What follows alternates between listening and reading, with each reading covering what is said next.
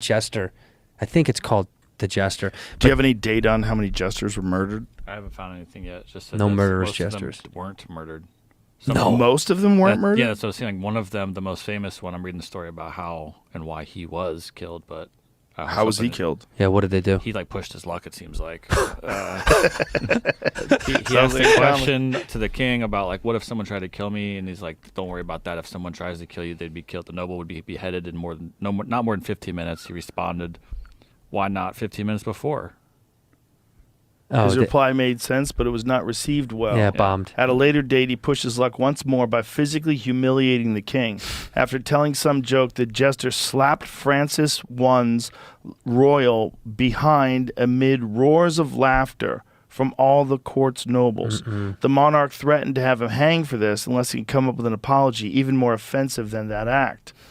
I'm so sorry, Your Majesty, but I didn't recognize you. I mistook you for the queen. Oh, 2 times. His wit really was the stuff of legends, but as you may recall, the only people fully off limits from a court jester's mockery were the queen and her ladies in waiting. Don't be talking about my bitches. The king decided to kill him despite the deal they made. But given that Triboulet was physically disabled and probably had magical powers, Francis I decided that it would be fair to at least let him choose his way of dying. He did not want to annoy Triboulet too much while killing him. So the jester chose. He told the king, good sire, for Saint Nicho... How do you say that? Nichus's and Saint Penard's sake, patrons of insanity, I choose to die from old age. Oh. The joke completely broke through the king's anger, and Triboulet was again allowed to live. He ended up only being exiled from the realm. They just kicked him out. Oh. See, I couldn't find it even. I'm sure they were, but no number, and I didn't get anything yet. That also sounds like a lot of anecdotal horseshit. I believe almost none of that, but I like all of it. I like it too. Yeah. I'd like to believe there was a dude that was that funny, got his way out of getting killed. You gotta know. Slapped the king's ass, made fun of the wife, and still lived. That's Stan Matejko. That's my favorite. Oh, yeah. So why this is also so powerful to me, truly, is if you can see on the right there behind him, in a more clearer version of this, the party is still happening. Oh, yeah. And it's just kind of like, this is truly how I feel, where you're like, we just did the gig. You decompress. You just need to just be quiet by yourself. Does he have notes? Yes, that's all of his performance notes. Wow. 1862. I never thought of jesters as having notes. Well, they had to prep for shit. They must have. But so that's Stancic, yeah, Jan Matejko. I don't know how to pronounce it. I'm stupid, but can you imagine, how do you apprentice? For a jester. Yeah, and do you work at someone's house for a little while before they move you up to a court? I'm sure he's like, hey, man, you got to take my notes for my bits. And he'll probably run bits, you know? Like those old Catskill comics who just tell old jokes. Right. You know? Yeah, and they have somebody who's like, mark down, sometimes when I put my eyes out and I grab my dick, they laugh. So I was like, put that down as a bit after thing. And there's a young kid who's like, grab the dick and then the eye cross eye on the right side. That had to have been what these guys did because they had to pick people in the... these guys are the original crowd work kings. Oh, yeah.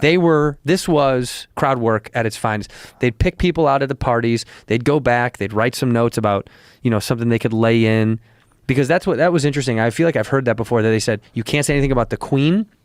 You can say anything about anybody else. The queen and any of her crew, you're not allowed to say shit about. But everyone else is like, oh, fuck them all. Fuck everybody. The king would be like, the most powerful man, fuck him. So, kill the messenger, from what I'm reading, comes from jesters being killed in battlefields because they were, the masters made them carry the messages to the other leaders. Great. Sometimes they were then killed. Jesters were often required to go to battlefield with their masters to carry messages between the leaders of warring armies, demanding that a city surrender to a besieging army or delivering the terms for the release of hostages. Unfortunately for jesters, the enemy did sometimes kill the messenger as an act of defiance, especially if they regarded the terms being offered as an insult. And some used a catapult or a trebuchet to hurl the unfortunate messenger or his severed head back into his own camp as a graphic illustration of what they thought of the message. Dude, can you imagine a trebuchet, fucking a huge human catapult, but just you're chilling with your boys and your old boy's head comes Yeah, I told them to go tell them to go fuck themselves. Nice. He said go fuck himself. I guess they fucked him. Give me all your women and all your gold and we're good. Then a fucking head comes But flying that's into the how windshield. sometimes that cruel and unusual punishment shit that they would do from years ago, like some of it was like grossly funny. It's still gross, but it's like that's hilarious to be like cut his head off, throw it back at those guys. Yeah. And they would just load it up in a catapult, fucking huck it at your friends. The psychological aspect of a fucking head flying over the Deep. wall of the castle. It's a deep cut. You think anybody laughed? You think of the crew, you think one guy was like, They're probably used to it. yeah. They're probably used to people getting their heads chopped off. I mean, back then people fought with swords. People died every day that someone you Every knew someone day. was dying. And probably in the streets, people are getting stabbed left and right because, like, Yeah. life and death was probably so cheap. Just it was a commonplace where you're like, yeah, he died. Big deal. Yeah, he got cut up. It happens. Yeah, they sliced his arms off. What are you gonna do? The Mongols would light people on fire and then use their bodies to light buildings on fire with catapults. I thought you were gonna say for warmth. Did they ever light people on just to Sure, warm up? they did. Like it's They cold. probably did whatever they wanted to. Like, man, I'm freezing. Burn Nick. If you could imagine horrific ways that people died, that one of the things they did would the way they would kill royals is they wouldn't kill them like they would kill like regular people. So they would put them sometimes, they would stack them and then put boards over the top of them and then eat dinner on top of them and crush them to death. Shut up. Yeah. They used you as a table. They You were a used little as side table. You were the thing under the table. That's So awful. they built like a whole structure over you. And then everybody would like lay the tables out and all the food out, and then all the people would walk onto it, and then they'd just crush you. The visual is funny. I know it's terrible, but it's just funny. It's fucking It's dark. fucking man. dark, dude. Yeah. That's not that long ago that people did that to people. No. It's not that long ago. No. But the reasoning has changed so heavily. It's funny, you know how technology, they say it's like, it jumps like, you know, it's like the fastest moving thing we have. It's technology continually, it's just like Yeah. overleaping itself.